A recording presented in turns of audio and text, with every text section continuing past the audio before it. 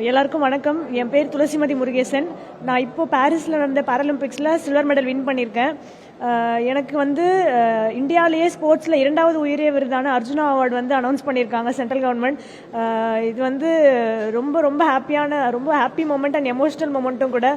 நான் இந்த அவார்டை கண்டிப்பாக என்னோட அப்பாவுக்கு தான் நான் டெடிகேட் பண்ணுறேன். ஏன்னா 13 வருஷமாக அவர் தான் எனக்கு கோச்சு எல்லாமே.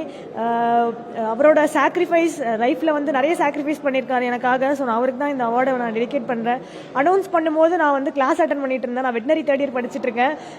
கிளாஸில் ஃபோன் யூஸ் பண்ணக்கூடாது. நான் வெட்டினரி படிக்கிறதுனால, ஸோ ப்ரொஃபஷனல் கோர்ஸ் அப்படிங்கிறதுனால 5 o'clock தான் கிளாஸ் முடியும். 3 o'clock அனௌன்ஸ்மெண்ட் வந்துருச்சு. ஸோ நான் 5 o'clock ஃபோனை எடுக்கிறேன். ஃபுல்லாக மெசேஜஸ், கங்க்ராச்சுலேஷன்ஸ் அப்படின்னு சொல்லி நான் ஃபஸ்ட்டு ஃபோனே அப்பா, அம்மா, அப்புறம் என்னோட அக்கா அவங்களுக்கு தான் ஃபோன் பண்ணி பேசினேன். அவங்க ரொம்ப ப்ரௌடாக ஃபீல் பண்ணுறாங்க என்ன நினச்சி. ரொம்ப எமோஷனல் மொமெண்ட்.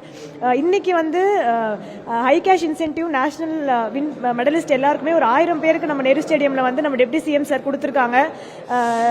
இது ஃபர்ஸ்ட் டைம் நம்ம தமிழ்நாட்டில் இப்படி ஒரு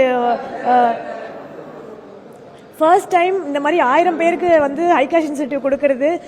தமிழ்நாடு இப்போ ஸ்போர்ட்ஸில் ரொம்ப சூப்பராக பண்ணிட்டு இருக்காங்கன்னு எல்லா ஸ்டேட்ஸுமே எங்ககிட்ட சொல்லி பொறாமப்படுறாங்க ரொம்பவே. இதெல்லாம் கேட்கவே ஹாப்பியாக இருக்குது.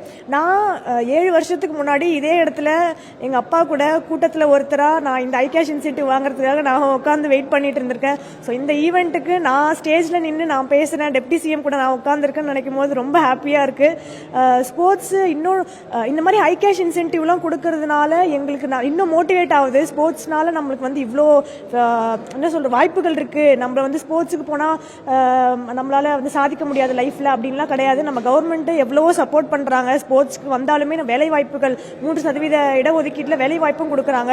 ஸோ இது எல்லாமே எங்களுக்கு ரொம்பவே மோட்டிவேட் பண்ணும். என்ன மாதிரி ஒரு மாற்றுத்திறனாளி நான் ஜெயிச்சதுனால நார்மலுக்கு ஈக்குவலாகவுமே இப்போ நேஷனல் வின் பண்ணால் பேரா பிளேயர்ஸுக்குமே ஹை கேஷ் இன்சென்டிவ் கொடுக்குறாங்க.